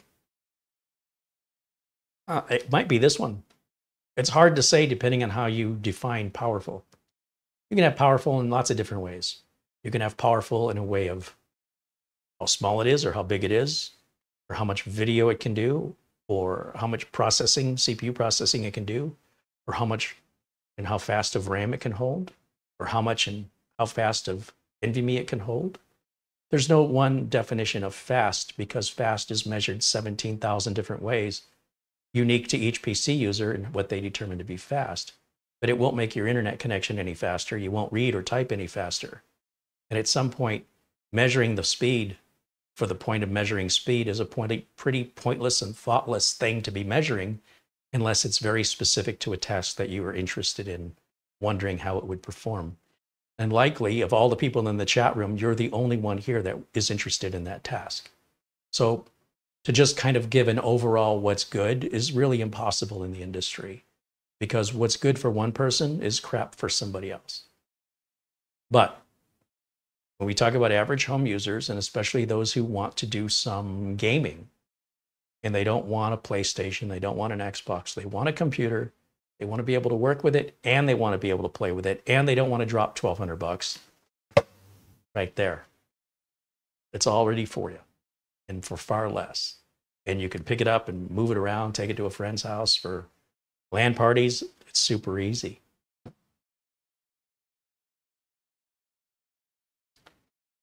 Planet Gryos with $5 says, you're still live? We'll take this still live fee from PK. We normally go from about 1 p.m. to 3 p.m. I try to keep it around 2 hours. And I kind of wrapped this up a little bit early, but just looking to see if there's any other questions I can help people with. And I see some folks there in the chat offering help to Edward as well. So Edward, please, if you haven't, look at some of the responses. There are some excellent suggestions from our community.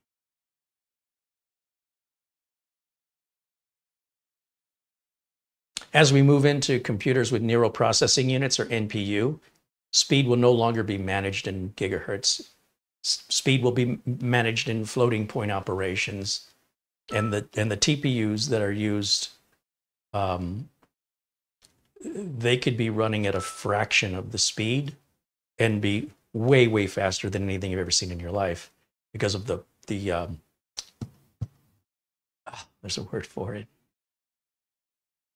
It's going to change how we measure performance, and it's going to happen within the next couple of years.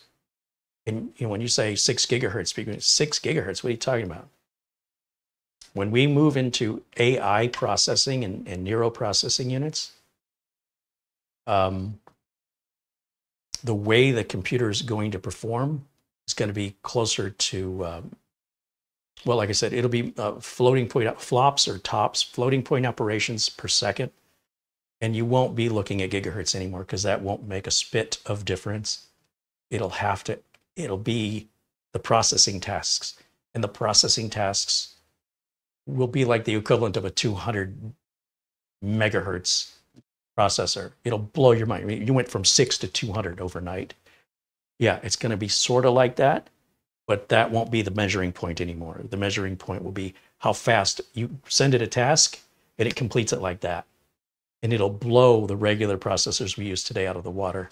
These are going to feel like they came from the 1960s in about probably less than 10 years.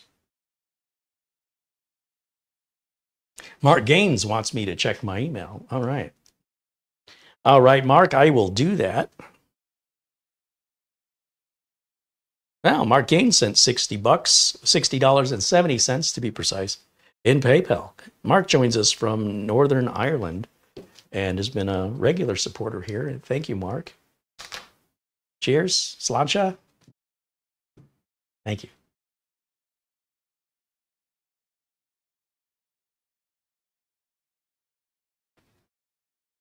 So a TPU, when we talk about neural processing units, is a, it's right on the tip of my tongue. I have to Google tensor processing. And tensor processing units are a whole different way of thinking. It's changing the way computers process data. And so the measurement by which we process data will change into a completely different format that will be so far superior, you'll wonder how you ever thought these computers were fast. You're going to look back not very long from now, and you're going to say, overnight, these are going to suddenly feel archaic, museum quality. Once, new Intel and AMD processors are starting to ship with NPUs, and we're just getting started with this stuff. This is going to make everything different, and it's very exciting to see where it's going, because holy cow, the processor, instead of being this logical thing that just calculates data like a fast calculator, will instead start using logic. And to give you an example of what I mean, if you were to get a computer that was using an NPU, and that NPU was developed and tuned along with the operating system, based on what you're using your computer for, your computer will know, like a chess match, that you are likely going to do this or that next, already do it, so that when you click the button, it's already been done. And that's going to give you an illusion that it's running faster, when in fact, it's using its own logic, it's running multiple parallel matrices. It just parallel all at the same time. And it's saying, if this, then this, if that, then this. And it's making decisions, and it's learning from how you use your computer. And it learns sort of like when you give the dog a treat and you can make it bark. It's kind of doing that to you. It's saying it's monitoring your behavior, and says every time the user does this, they also do that. You may not even realize you do this, but it will, and it'll realize it very quickly. And it'll say, well, the user just did this. That means now the next thing they're going to do is that. So I'm going to go ahead and just queue that up and get it ready. And then you click that and it's already there. And you'll be like, that's the fastest computer I've ever seen in my life. How fast is that? And I'll be like, oh, that's 1 gigahertz. I got a 6 gigahertz. It doesn't run that fast. Yeah, we're not doing it that way anymore. So this is going to blow your mind. So I can't wait to see how people run benchmarks on it, because it won't make any sense. How do you benchmark human behavior? As far as I can tell, it's going to be virtually worthless, any benchmark numbers that simulate human behavior. And it'll blow your mind. And we're getting there. We are just now starting. Right now, all of the artificial intelligence, artificial learning happens in big rooms. It's not stuff you or I can buy. Like Tesla's self-driving cars, the cars don't learn. Back home at Tesla headquarters is where they've got their AI learning system. And they're developing their own custom one. They're just using graphics cards right now. But they're going to tune that, use their own chip called Dojo. And so all the camera footage that comes back from Tesla cars is used to train and auto-learn the best way to handle situations. And then those things it's learned are then forwarded onto the cars to follow those instructions. But it's going to get to the point where that stuff that's in the big machines and the corporations will be in your home computer. Might be a couple of years. Like I said, we're just starting now. This stuff ramps up quick. So it might be here sooner than you think. It's kind of exciting. It changes everything you think you know. It just resets it. It says we're redefining what a computer is and how it works. I can't wait. Kind of wish I was working at Google with their TPUs, or at Tesla in the AI learning equipment, because that's the future today.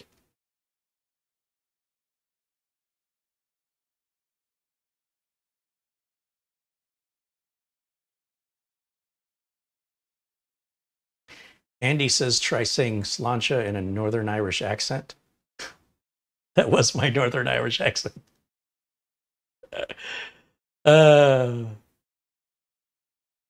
Edward said he's got one profile running Windows 10. Desktop's been working for several years. He logs into Gmail and Google.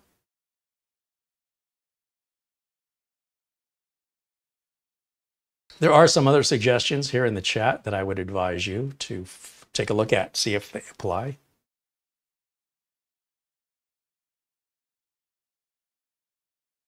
Martin says an FPU or GPU didn't change the world. Yeah, they did. They certainly did. GPUs were the more or less foundation upon which cryptocurrency was built on. When we start dealing with ASICs type processors that are designed to not do everything, they do one thing extremely well. There's a reason why there was a big shortage of GPUs, and there almost still is these days.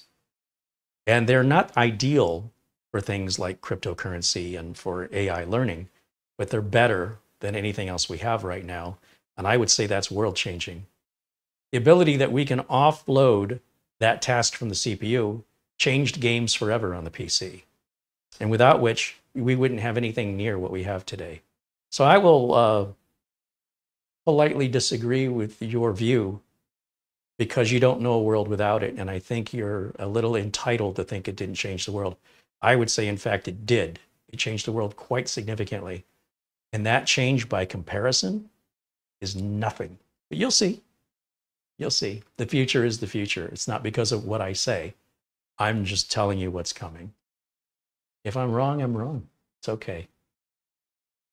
And you don't have to like it. The future comes whether you like it or not. Will you be prepared or will you be ignorant of it? That's your choice. I'm excited to see it. It's going to massively change what you know. And to dismiss it so flippantly is at your own demise. But that's okay. You're totally allowed. Hey, there's a storm coming. You need to get out of town. No, we're staying. Okay, we'll get your bodies later. All right, guys. I think we're all done. So Amazon also sells these Minisforum. You might check there if they're sold out at the main site.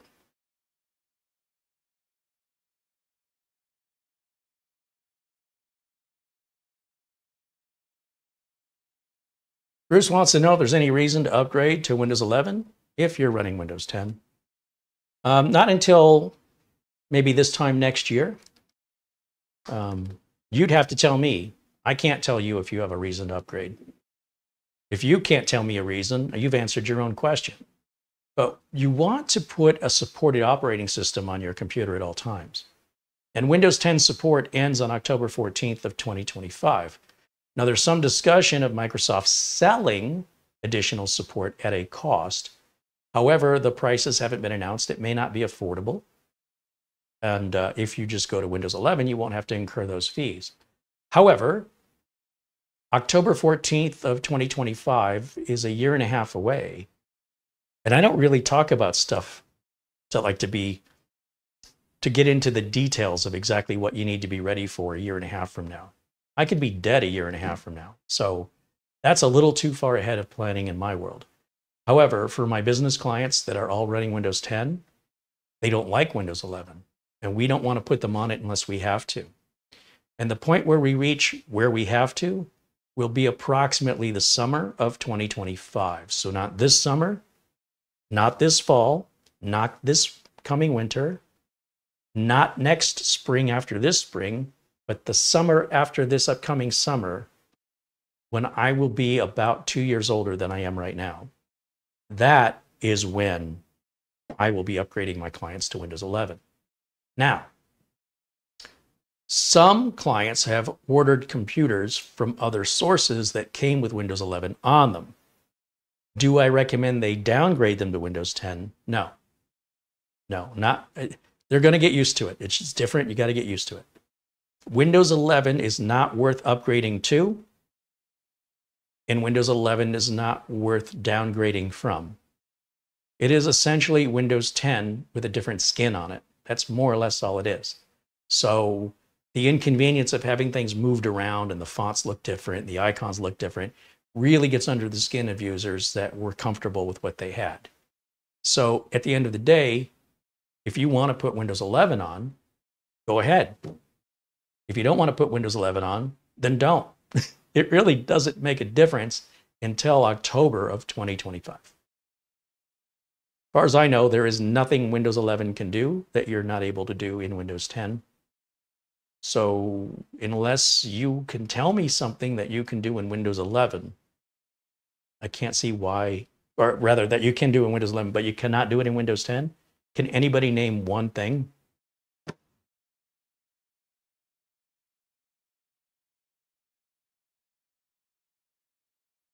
Easy Otter said, change is hard for me. Well, then you don't want a computer, because the one thing constant in the tech industry is constant change. I've been pivoting in my business since I started. If I didn't pivot, I'd have been out of business in the 90s. If I didn't pivot again, I'd be out of business in the early 2000s. If I didn't pivot again, I'd have been out of business in the mid 2010s. And if I didn't, I'm getting ready to pivot again. I wasn't installing any liquid coolers and RGB lighting and doing all that cable management nonsense. That didn't exist for the first 20 years I was in business. You understand that, right? There wasn't such a thing. But if I wanted to stay in business, I had to adopt it. Mini PCs did not exist. At least nothing that was worth having. So you've got to keep an open mind. If you enjoy this, it should be part of the fun. If it's a burden because you don't like change, maybe just use a phone or a tablet. I mean, those still change too, but it's less drastic.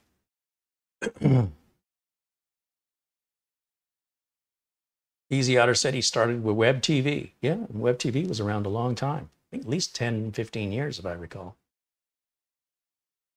Mark Andrews said, the one thing that Windows 10 does over Windows 11 is it adds a 1 to the 10.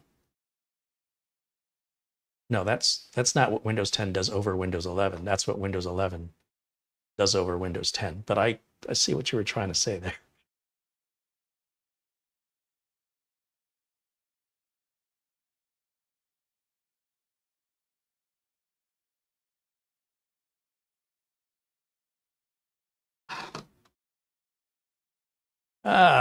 Let's see, what else do we have going in the chat?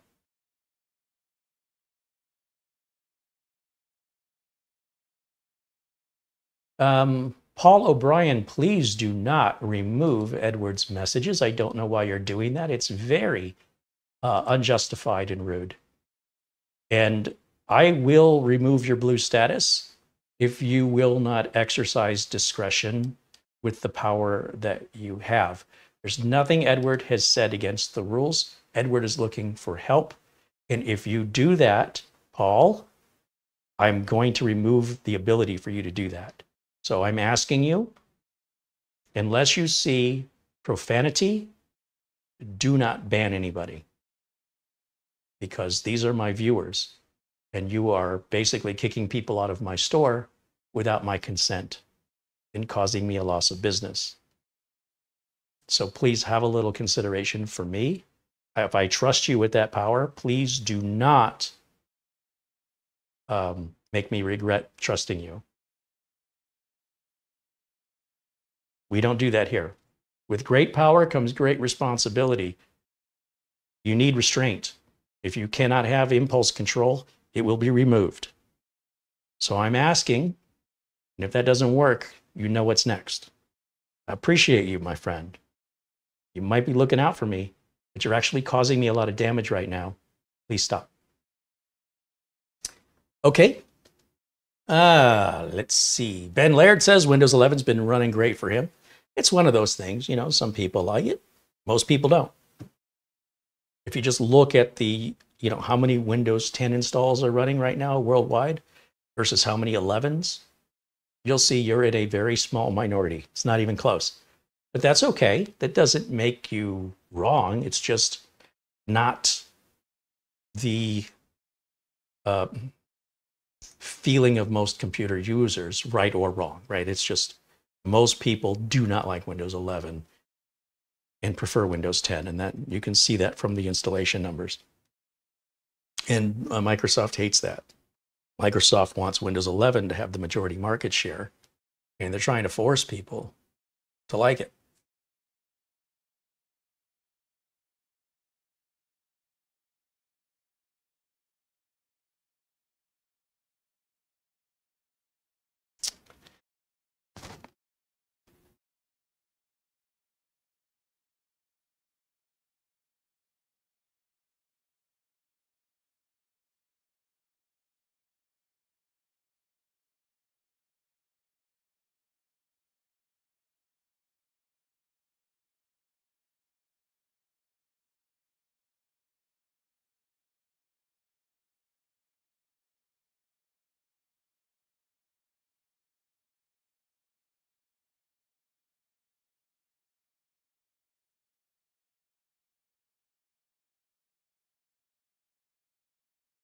Paul O'Brien said he didn't mean to delete messages. Paul, don't take it personally.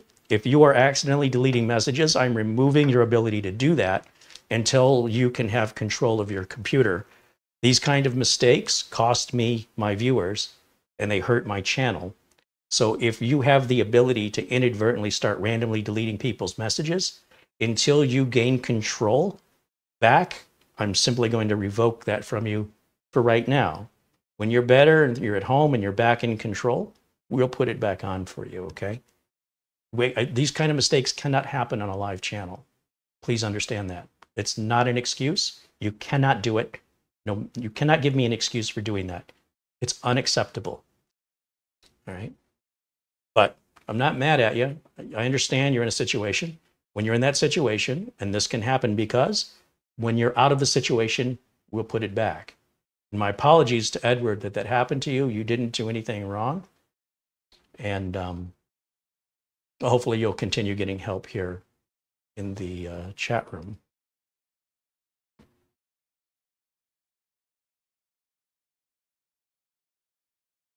And of course, we hope you get better soon.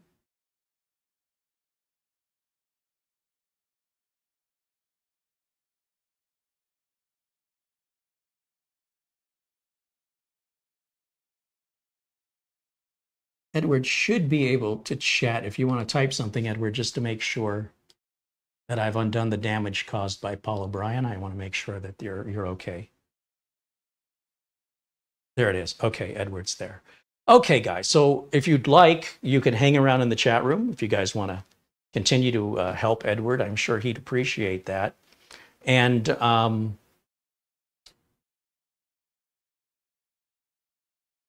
the other thing, Edward, is our friend Doug Betts over at Live Windows Training with Doug Betts. He does a half-an-hour show every day where he will work with you on your problem while he's live. He doesn't do it privately for free, but he will do it publicly for free. And if you look up Live Windows Training with Doug, D-O-U-G, Betts, B-E-T-T-S, pretty much every weekday for half an hour, he is live. You can also send him an email, and this is a service he provides for free. So if you can't be there live, he'll read your email and give you some suggestions.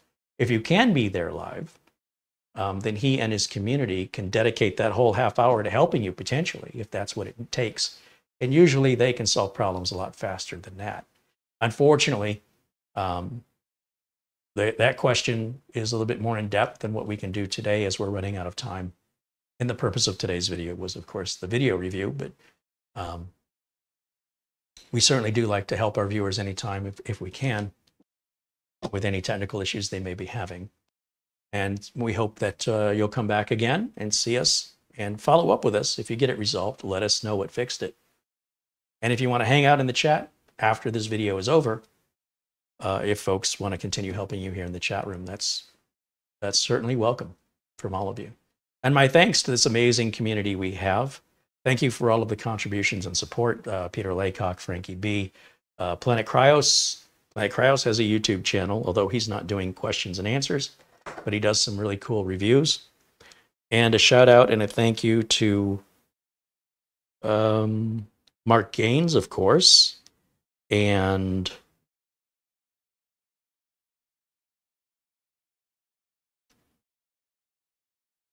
NetFreak, thank you for your $10 Amazon gift card. Kelly Stewart, we hope you're going to feel better soon, and thank you for the Amazon gift card.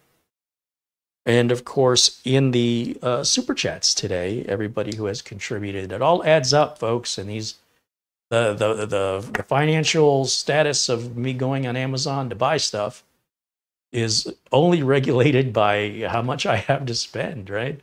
So we've got a couple of cases to review, but no parts to put in them yet.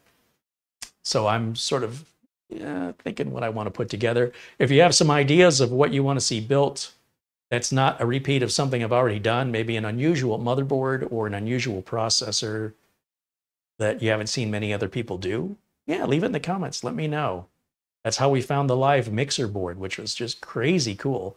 I'd love to find something cool that isn't just the same old, because I'm getting kind of bored of it. something a little unusual with regards to the motherboard is preferred.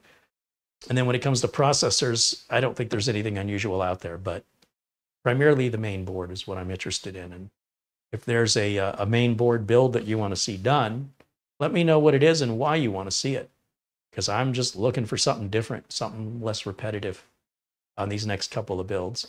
Oystein, thank you as always, my friend. He posts a link to Doug Bett's channel in our chat room. Thank you for doing that. And Oystein is a frequent contributor here, watching us from Norway.